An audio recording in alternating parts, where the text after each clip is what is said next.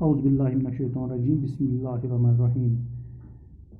Class 12th subject environment science. हमने कल पढ़ा था कि सॉइल क्या होती है, हमने डेफिनेशन ऑफ द सॉइल पढ़ा और इसके बाद हमने सॉइल कंपोजिशन के बारे में पढ़ा कि इसमें इनऑर्गेनिक मैटर होता है, ऑर्गेनिक मैटर होता है, सॉइल वाटर होता है, सॉइल एयर होता है। फिर हमने डिटेल में ये पढ़ा है। लेकिन आज का हमारा जो टॉपिक है आज वो है सॉइल प्रोफाइल। सॉइल प्रोफाइल किससे हम कहते हैं? देखो, soil you know already that it is the top most layer of the earth, यानी ये वो लेयर होती है जो बहुत ही जरखेज़ होती है, which is a very nutritious layer on which plants can be grown. तो सॉइल प्रोफाइल अब क्या होता है? सॉइल एक जैसी नहीं होती है, यानी नीचे से ऊपर तक सॉइल एक जैसी नहीं होती है, यानी it is not same of the same composition. यानी ऑर्गेनिक मैटर और inorganic matter it varies from layers to layers. किसी लेयर में ऑर्गेनिक मैटर ज़्यादा होता है, किसी लेयर में ऑर्गेनिक मैटर कम होता है। यानी ऑर्गेनिक मैटर और इनऑर्गेनिक मैटर या मिनरल्स के प्रेजेंट होने में इसमें इरेगुलरिटीज़ है, किसी लेयर में ज़्यादा है और किसी लेयर में कम है। और on the basis of these minerals, organic matter और inorganic matter, the soil has been divided into various layers, and these series of layers is called soil profile.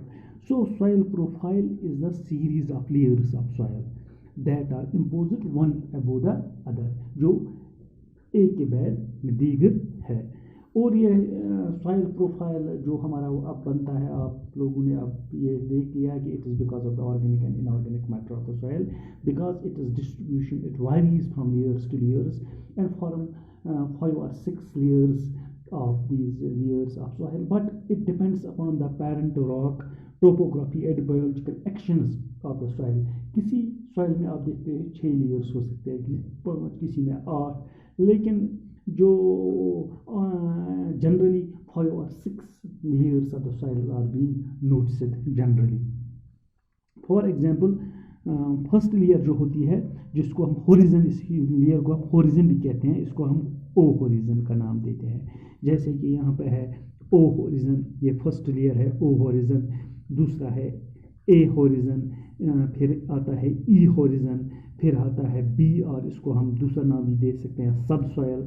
इसके बाद 5वां जो आता है सी होरिजन, छठा जो आता है और होरिजन, यानी इसको हम बेडरॉक भी कहते हैं। ये ओ होरिजन, अब इसकी कंपोजिशन क्या है, ए की कंपोजिशन क्या है, ई की कंपोजिशन क्या है, बी होरिजन की कंपोजिशन क्या है, सी होरिजन की कंपोजिशन क्या है और होरिजन की कंपोजिशन क्या है।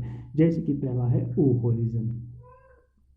ओ होरिजन जैसे कि मैंने यहाँ पे दिखाया है, it is the toppest layer of this soil profile में, ये टॉपेस्ट लेयर आ जाती है, इसको हम ओ होरिजन कहते हैं। इस ओ होरिजन में क्या होता है? इस ओ होरिजन में ज़्यादातर dead decaying plant parts are found there, यानी जो प्लांट्स डेड होते हैं या प्लांट पार्ट्स डेड होते हैं, they are being seen in this layer.